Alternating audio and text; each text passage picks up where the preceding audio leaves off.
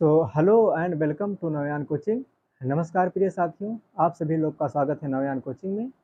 हम पढ़ रहे हैं भारतीय राज्य व्यवस्था, जिसमें हम आज पढ़ेंगे मूल अधिकार, मौलिक अधिकार, जो शोषण के विरुद्ध अधिकार उसमें पढ़ेंगे, जो आर्टिकल 23 से लेकर 24 तक में इसका प्रावधान किया गया है।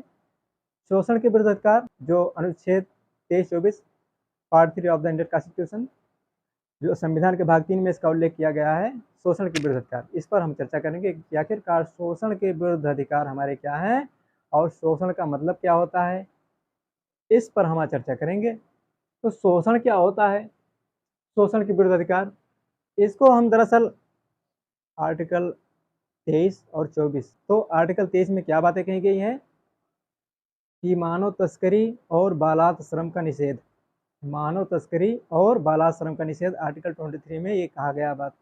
तो मानव तस्करी का मतलब क्या हुआ, मानव तस्करी का मतलब क्या हुआ, देखिए इसको दरअसल हम 2-3 भागों में बांटेंगे। पहली बात, बालात श्रम। बालात श्रम, बालात श्रम का मतलब क्या हुआ, जबरन श्रम करवाना, जबरन काम लेना। दूसरा इसमें क्या देखेंगे, दूसरा हम इसमें देखेंगे बेगार। बेगार का मतलब क्या हुआ अभी हम समझेंगे। मानव दुर्व्यापार,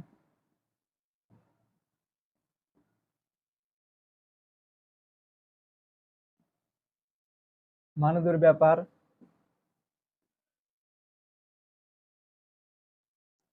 दरअसल दोस्तों शोषण के विरुद्ध अधिकार, अगर हम फंडामेंटल राइट पार्ट 3 जो अनुच्छेद 21A, अनुच्छेद 21 जो मानव को गरिमामय जीवन जीने का अधिकार देता है, तो यदि गरिमामय जीवन जीने का अधिकार है तो फिर हम पर शोषण कैसे हो सकता है। शोषण का विरुद्ध लाने का मतलब क्या हुआ, एक तरफ तो फंडामेंटल राइट हमारा है जो कि गरिमामय जीवन जीने का अधिकार, सम्मानजनक जीवन जीने का अधिकार देता है। तो सम्मानजनक जीवन जीने के अधिकार में यदि हमारे ऊपर कोई शोषण करता है, हमसे जबरन श्रम करवाता है, मजदूरी करवाता है, तो ये तो कहीं ना कहीं हनन होगा ना। इसलिए एक और फंडामेंटल राइट हमें क्या मिला, शोषण के विरुद्ध अधिकार, जो अनुच्छेद 23 और 24 में इसका प्रावधान किया गया है। तो इसलिए हमें क्या मिला है, शोषण के विरुद्ध अधिकार। कोई हमसे जबरदस्ती हमारे इच्छा के विरुद्ध काम नहीं करवा सकता है। मानव गरिमा का मतलब यह है कि हम पूर्ण रूप से स्वतंत्र हैं और मैं अपनी प्रतिभा, अपनी जो भी हो, मैं अपनी इच्छा के अनुसार कोई भी काम करूं, और जब हमारी मर्जी के ना कहो, जब मन कहे तो सो, जब मन कहे तो कुछ भी करूं। मैं गरिमा में जीवन, सम्मानजनक जीवन जीने का हमारा अधिकार है। तो मैं कहीं भी जाऊं, कहीं भी आऊं, मेरी प्रतिभा, मेरी इच्छा, मैं जो करूं, मैं जो चाहूं करूं, मैं जो चाहूं वो ना करूं। क्या है, गरिमा में जीवन जीने का अधिकार। अब इसमें शोषण, हमारी इच्छा के विरुद्ध हमसे कोई काम करवाता है, हमारा शोषण करता है, इसलिए इसका प्रावधान फिर कर दिया गया है कि शोषण के भाई विरुद्ध अधिकार है, जो कि एक दंडनीय अपराध माना गया है। तो बालाश्रम का मतलब क्या हुआ, दरअसल दोस्तों देखो, बालाश्रम का मतलब ये हुआ कि आपके इच्छा के विरुद्ध आपसे श्रम करवाना, जबरन आपसे श्रम करवाना ही क्या है, बालाश्रम है, जबरन श्रम। इसमें देख कई चीजें आपको मिलेंगी, जैसे बालाश्रम में क्या हुआ, जबरन, जबरन श्रम करवाना,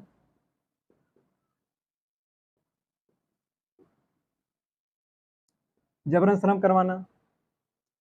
दूसरा इसमें क्या है, जैसे दोस्तों देखो, आपने न्यूज में भी कभी कभी देखा होगा कि छोटे बच्चों को पकड़ के लेके जा करके, ऐसे जो खुफिया संगठन होते हैं, कोई कोई ऐसे होते हैं जो बच्चों से भीख मंगवाते हैं, उनको भिखारी बनाते हैं। तो जबरन बच्चों को पकड़ के लेके जाके क्या करते हैं, उनसे भीख मंगवाते हैं। क्या करते हैं, बच्चों को पकड़ करके उनसे भिखारी बनवाना, भिखारी हुआ, या अन्य, ऐसे अन्य कई भी चीजें हैं। इसी प्रकार के ऐसे कई सारे काम हैं जो कि बलात्श्रम के अंतर्गत आते हैं। जैसे कि किसी से काम करवा लेना उसके इच्छा के विरुद्ध, मान लो कोई ऐसा कचरा हुआ, गंदा मलबा हुआ, जो कि हमसे हम तो सम्मानजनक जीवन जीने का हमारा अधिकार है, हम नहीं करेंगे, हमारी इच्छा नहीं है। फिर हमसे कोई ज़बरदस्ती वो काम ले रहा है कि नहीं आपको करना पड़ेगा, ज़बरदस्ती आपको वो काम करने के लिए आपको मजबूर कर रहा है, तो क्या हुआ? बालाश्रम हुआ। भिखारी बनाना, बच्चों को पढ़ने लिखने की उम्र में उनको पकड़ के लेके जाके उनसे भीख मंगवाना, बालाश्रम है। या इसी प्रकार के अन्य ऐसे कई काम हैं जो कि बालाश्रम के अंतर्गत आते हैं। अब बालाश्रम का मतलब समझ में आ गया कि बालाश्रम होता क्या है? ठीक है। बेगार का मतलब क्या हुआ?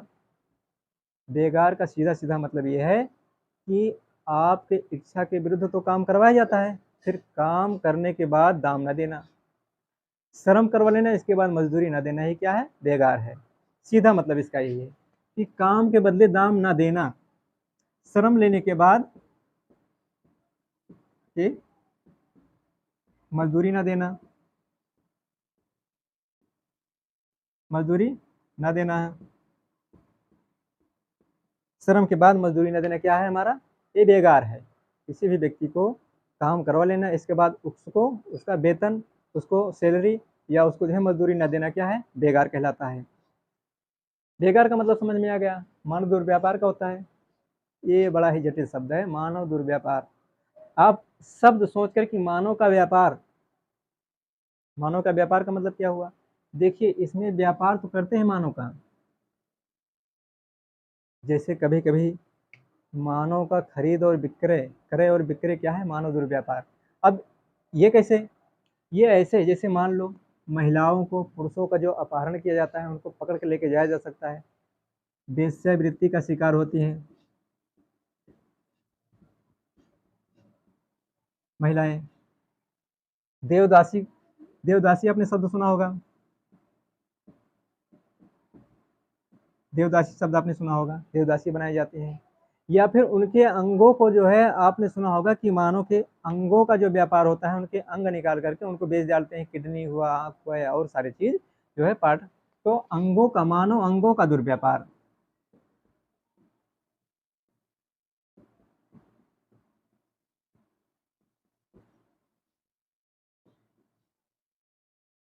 मानव अंगों का दुर्व्यापार मतलब वेश्यावृत्ति, वेश्यावृत्ति, देवदासी या मानव अंगों का दुर्व्यापार। औरतें, पुरुष, महिलाएं, इनको पकड़ के लेके जाके औरतों को क्या वेश्यावृत्ति, कोई कोई दोस्त वेश्यावृत्ति का मतलब जो इनको लेके जाके मार्केट में बेच देते हैं और उनकी इच्छा के विरुद्ध जो यौन शोषण उनका होता है, सेक्सुअल हैरेसमेंट, जैसे उनका वेश्यावृत्ति का जो शिकार होती हैं, उनको जो है इस प्रकार के काम में उसकी इच्छा के विरुद्ध उनसे काम करवाया जाता है। देवदासी इसी प्रकार के हैं, जो कि देवदासी का जो शिकार होता है, जो देवदासियां बनाई जाती हैं, इसी प्रकार के देवदासी जो औरतों को, महिलाओं को, बच्चियों को पकड़ के लेके जा करके उनको क्या है? उनको देवदासी बनाया जाता है। देवदासी का मतलब उनको दास बनाया जाता है, सेवाएं कराई जाती हैं उनसे, उनके इच्छा के विरुद्ध उनको एक गुलाम बना के, उनको दासी बना के रखा जाता है। दास का मतलब, दास का मतलब सेवक, उनको सेविका बना के रखा जाता है। एक तरफ तो मानव गरिमा, सम्मानजनक जीवन जीने का अधिकार, एक तरफ सेवक। सेवक शब्द बहुत खराब शब्द है, बहुत बुरा शब्द है कि एक मानव और सेवक, नहीं ऐसा नहीं। सेवक, तो ये हमारा है शोषण के विरुद्ध अधिकार में देवदासी जो बनाई जाती है इनके लिए। और मानव अंगों का दुर्व्यापार का मतलब क्या हुआ? हमने बताया कि जो बॉडीज के पार्ट्स होते हैं उनका जो सेल किया जाता है, ऐसे छोटे छोटे बच्चों को या फिर वयस्क लोगों को पकड़ करके लेके जाके उनके शरीर के पार्ट्स को निकाल करके जो है उसको व्यापार किया जाता है उनका। ये क्या है? मानव अंगों का दुर्व्यापार हुआ। ये शोषण के विरुद्ध आर्टिकल 23 क्या बात करती है? ये बात करती है आर्टिकल 23, अनुच्छेद 23।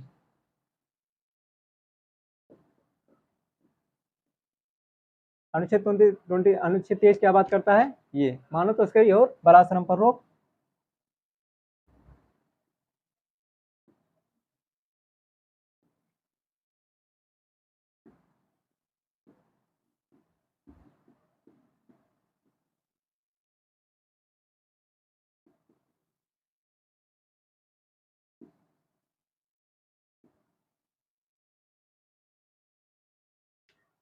अनुच्छेद 23 मानव तस्करी और बालाश्रम का निषेध करता है, जो कि आर्टिकल 23(1) में इसका प्रावधान किया गया है। अब अनुच्छेद 23(2) क्या कहता है? अनुच्छेद 23 क्या कहता है? अनुच्छेद 23(2) क्या कहता है?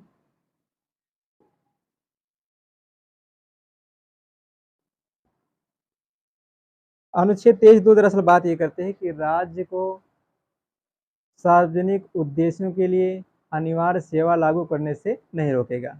मतलब राज्य ऐसे सेवाएं लागू कर सकता है जो सार्वजनिक उद्देश्यों के लिए हो, तो ऐसी सेवाएं राज्य ले सकता है, लेकिन उसमें केवल जाति, नस्ल, धर्म, मूलवंश आदि के आधार पर भेदभाव न करता हो। राज्य ऐसे अनिवार्य सेवाएं लागू कर सकता है जो शोषण नहीं माना जाएगा, इसके लिए वो बाध्य नहीं है।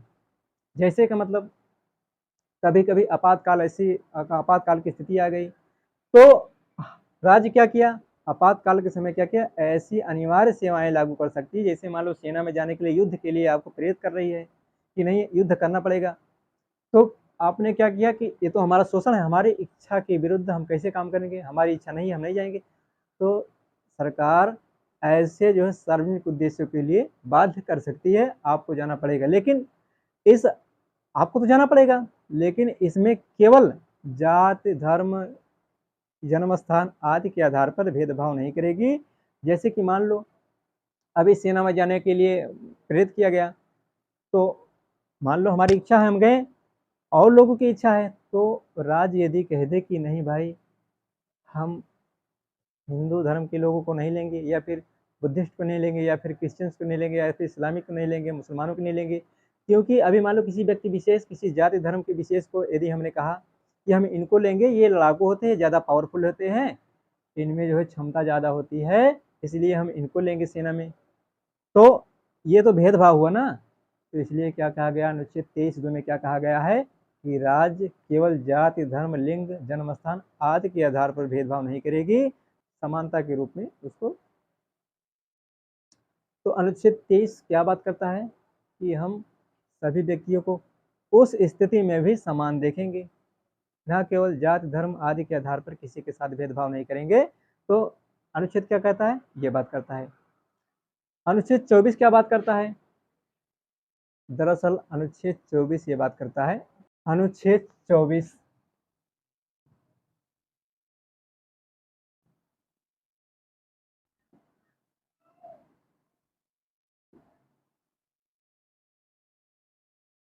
अनुच्छेद 24 क्या बात करता है? किसी भी कारखानों, खानों या आदि में बच्चों के नियोजन पर जो है रोक लगाता है, प्रतिबंध लगाता है कि किसी भी बच्चे को किसी भी खतरनाक जोखिम भरे कामों में, कारखानों में या आदि में बच्चों को रोजगार पर उनके रोक लगाता है, इसका निषेध करता है। किस पर? बता रहे हैं किस पर? किसी भी कारखानों में,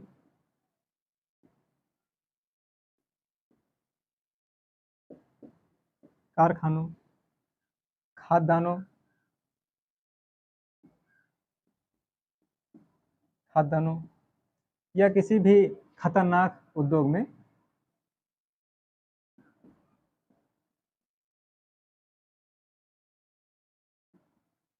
उद्योग आदि पर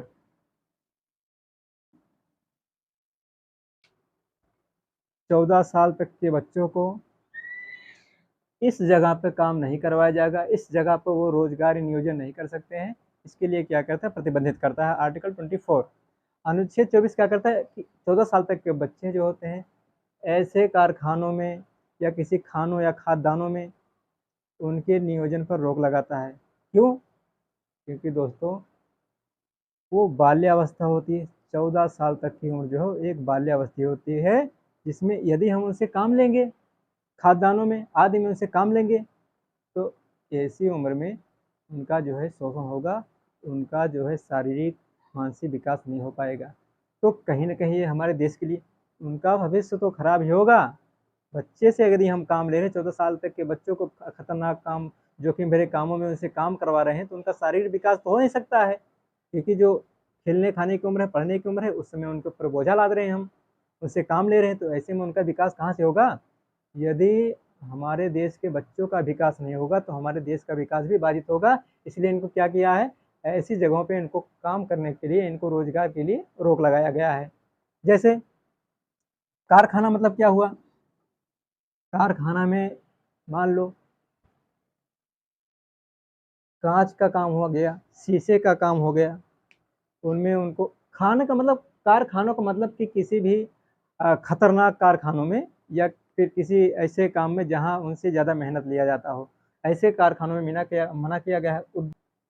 खादानों, खादानों का मतलब जैसे कोयला का खदान हो गया, लोहे का खदान हो गया, ऐसी जगह पे बच्चे थोड़ी ना काम कर पाएंगे। ऐसी जगह में उनसे काम नहीं लिया जा सकता है क्योंकि वो बहुत ही खतरनाक काम है। उसमें 14 साल तक के बच्चों को वहाँ पे काम करने के लिए मना किया गया है।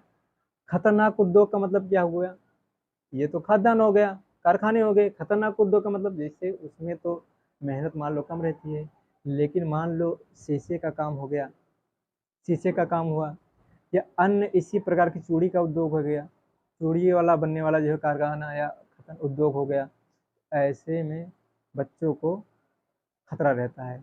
ऐसे में बच्चों को काम करने के लिए रोका गया है क्योंकि उसमें कहीं ना कहीं खतरा रहता है। और दोस्तों 14 साल तक की जो उम्र होती है वो खेलने खाने की उम्र होती है, पढ़ने की उम्र होती है। ऐसे में उनका मानसिक विकास पूरा नहीं हो पाता है, तो इसलिए वो यहाँ पे सुरक्षित नहीं रह सकते। इसलिए इनमें क्या किया है, इनको रोजगार के लिए मना किया गया है। बातें समझ में आ रही है, तो यहाँ ये काम नहीं कर सकते हैं। अब प्रश्न ये उठता है कि सर क्या और जगहों पर काम कर सकते हैं, जैसे मान लो खतरनाक उद्योगों पर नहीं कर सकते, खाद्यान्नों में नहीं कर सकते, लोहे के खदानों में नहीं कर सकते, कोयले की खदान में काम नहीं कर सकते, या अन्य किसी खतरनाक जोखिम भरे कामों में हम नहीं कर सकते हैं, तो क्या इसके अलावा और कोई काम कर सकते हैं? तो दरअसल एक से लेकर के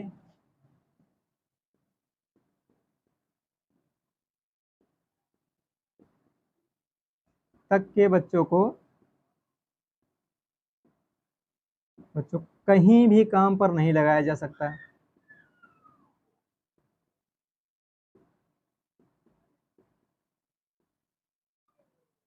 कहीं पर भी इनको काम पर नहीं लगाया जा सकता, भले ही वो कोई दुकान हो, भले ही कोई वो चाय की गिमटी हो, तो इनको किसी भी जगह पर काम पर नहीं लगाया जा सकता। क्यों दोस्तों, आर्टिकल 21 ए, आर्टिकल 21 ए, अनुच्छेद 21 ए में क्या प्रावधान किया, शिक्षा का अधिकार। Mohini Jain versus state of Karnataka 1992 में क्या किया गया, बच्चों को शिक्षा का अधिकार मिला था, जो कि हमारा डीपीएसपी हुआ करता था, जो कि 1992 के बाद हमारा क्या हुआ, एक फंडामेंटल राइट हुआ, मूल अधिकार हुआ। फिर 1993 में एक केस आया जिसमें इनकी जो है आयु तय की गई, इनकी उम्र तय की गई, जो कि 6 से लेकर के 14 साल तक के बच्चों को मुफ्त शिक्षा पाने का अधिकार है। तो एक तरफ तो 14 साल तक के बच्चों को शिक्षा का अधिकार है ना, जिस समय उनको शिक्षा लेना चाहिए उस समय हम काम करवाएंगे, ये तो संभव नहीं है ना। इसलिए क्या किया गया है, 1 से लेकर के 14 साल तक के बच्चों को कहीं भी काम पर नहीं लगाया जा सकता है। अब कब लगाया जा सकता है, कब लगाया जा सकता है,